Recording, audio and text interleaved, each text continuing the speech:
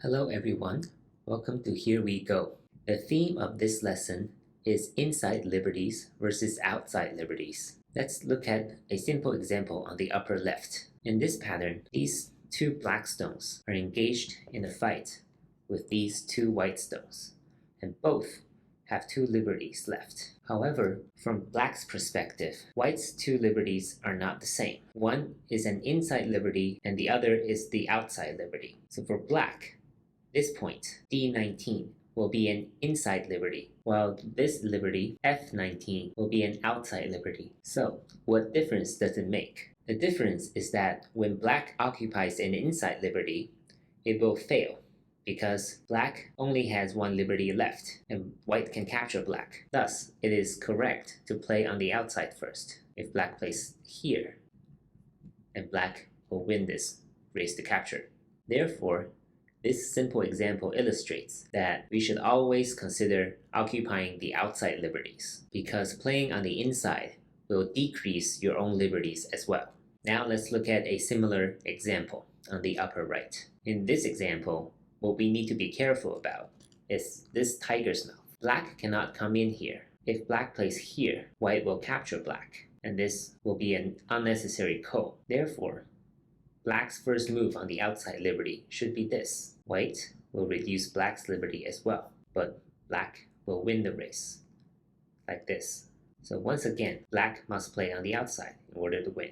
If Black play on the inside, it also cannot play into this tiger's mouth. So the best Black can do is this, and then White will occupy Black's outside liberty, and now Black cannot play here.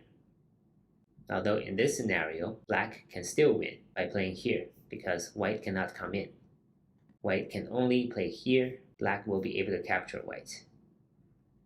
Even it makes a different first move. Nonetheless, Black cannot occupy this inside liberty before occupying this outside liberty. So occupying outside liberties is still very important.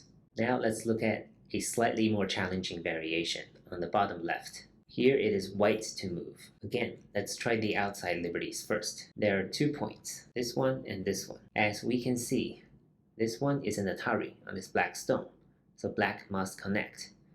And now this is a very easy 2 liberties versus 2 liberties situation, and White can occupy this outside liberty to kill Black. So this Atari is the correct move. But what about the other outside liberty?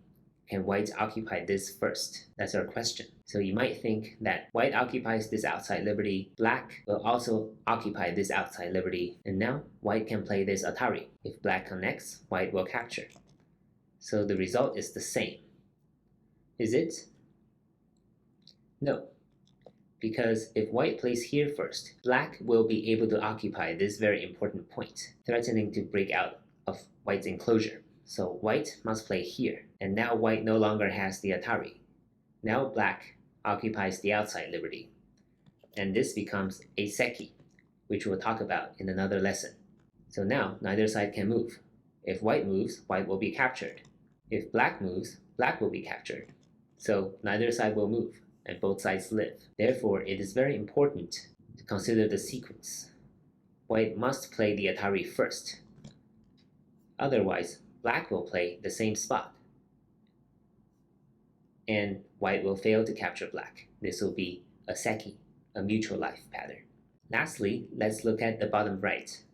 It is a slightly more challenging example, but it is actually very common in games. Now if you look at this pattern, Black only has 2 liberties left, while White has 3.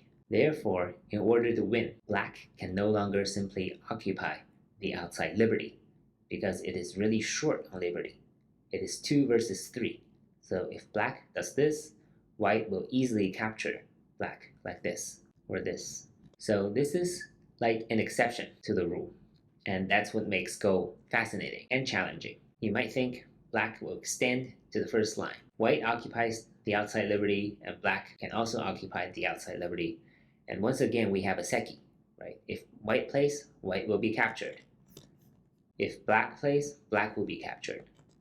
So neither side will play. But this is not ideal. We want to capture these 4 white stones. So the first move is this. This is a really neat move because This move first occupies one of white's liberties. In the meantime, it actually increases black's liberties because white cannot capture from the inside. If white does this, white will be captured. In the meantime, black has a tiger's mouth and white cannot come inside here. If white does this, then black will capture.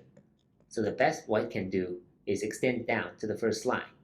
And now this is a 2 versus 2 situation where black will be able to win this race to capture.